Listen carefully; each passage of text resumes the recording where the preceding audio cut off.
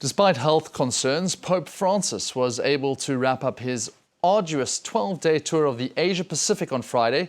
The 87-year-old pontiff is set to fly home from Singapore after the longest trip in duration and distance since becoming the head of the Catholic Church 13 years ago.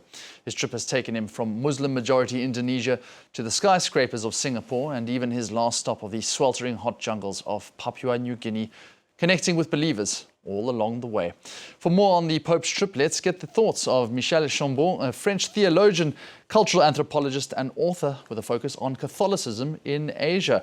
He joins us now from Singapore. Thank you so much for joining us, Michel. It's an important visit for the Pope, it seems, for Asia's Catholic population. Just why was it met with such enthusiasm and gravitas? Well, I think the highest and surprising enthusiasm came from Indonesia, where we saw millions of Muslims. So as you know, Indonesia has the largest Muslim community in the world, 150 millions.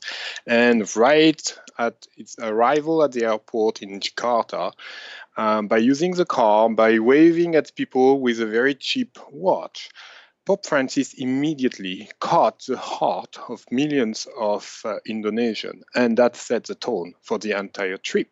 Yes, Pope Francis is very well alive, is able to initiate new vibes and push forward among all religious lines, and is not just engaged in spiritual matters, but in very temporal ones, even political, and at the crossroad of Asia, Southeast Asia.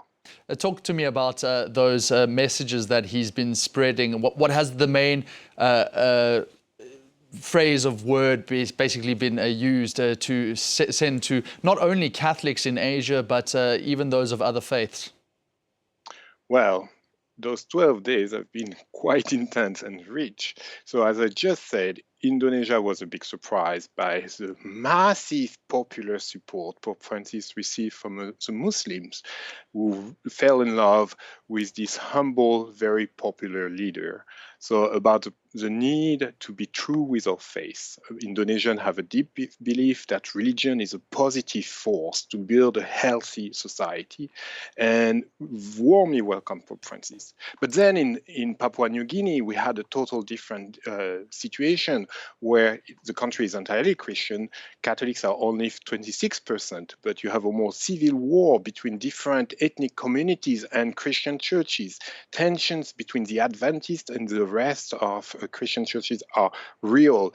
We saw a lot of bodyguards, militaries and policemen around the Pope. The atmosphere was quite tense, and yet the Pope took a military airplane and jumped all the way in the north of the country in a very small village to invite himself at the border with Indonesia, in the middle of Papua, where part of the island is, how to say, occupied maybe by Indonesia.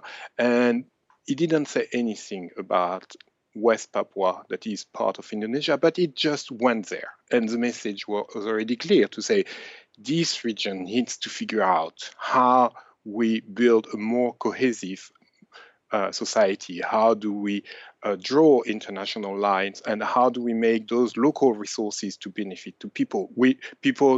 You people here, you need to figure out what we want. And then he flew to Timor-Leste, a country that became entirely Catholic 40 years ago. Most of the world has no idea, didn't pay attention until he came and realized that the most Catholic country in the world today is in Asia. It's a tiny island between Australia and China, let's say. And in these countries, the church has played a major role to build a national consciousness and to fight against the Indonesian army. And the church succeeded. Yet, 20 years after independence, the clergy is kind of enjoying its prestige and privileged position, and we saw Pope Francis kind of shaking them, saying it's time to wake up and serve the people and build social justice. It's a very intensive trip. We'll touch on that in a second, but you're talking about all of these countries which he's visited, including East Timor, that last one of the island nation, 600,000 Catholics there. Do we think that Beijing and China are in his sights ultimately. It would make him the first pope to visit there. So Timor is 1.5 million people, and all of them are Catholics. It's Singapore, where we have 600. But so the entire trip was a statement, a political statement for all the political leaders of the region, to show them how the Pope can play in the political religious spheres of the region and make a contribution. He doesn't drop money, guns, or pre-made agendas. He's just visiting as a brother and motivating people to talk and deliberate on what do they want as a social project together. So clearly, for sure, China has paid a great deal of attention to this trip to see how the Pope might be an interesting partner, maybe more a resource to mobilize than a risk to manage. An interesting diplomatic path to basically just assess there for China. But let's now focus on the Pope himself. He's done this massive tour, the biggest since he became pontiff, and quite a strenuous tour at that. How has he managed? What is the latest situation with his health? Well, clearly, it's been a big surprise for all observers. We heard a lot of report on how the health of the Pope was declining, his mental sharpness as well.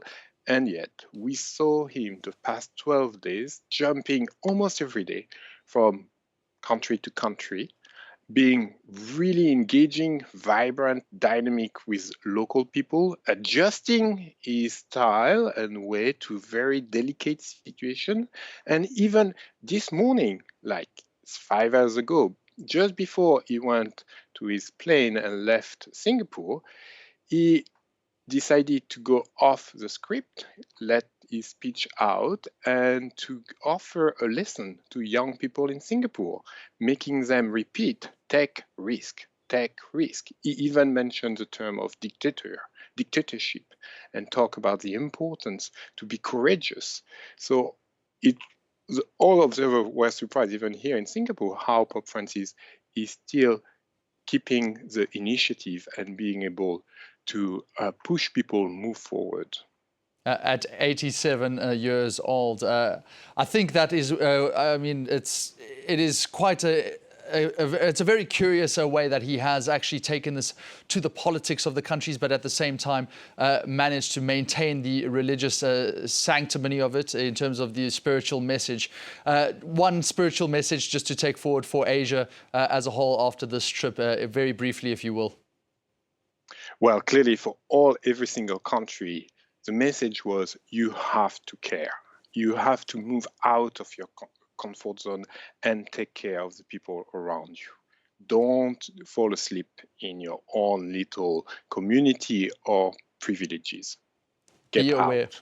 Be aware and take risks. So those messages there from Pope Francis. Thank you so much, Michel Chambon, who joined us there from Singapore, a very acute and acclaimed author of those issues around Catholicism in Asia.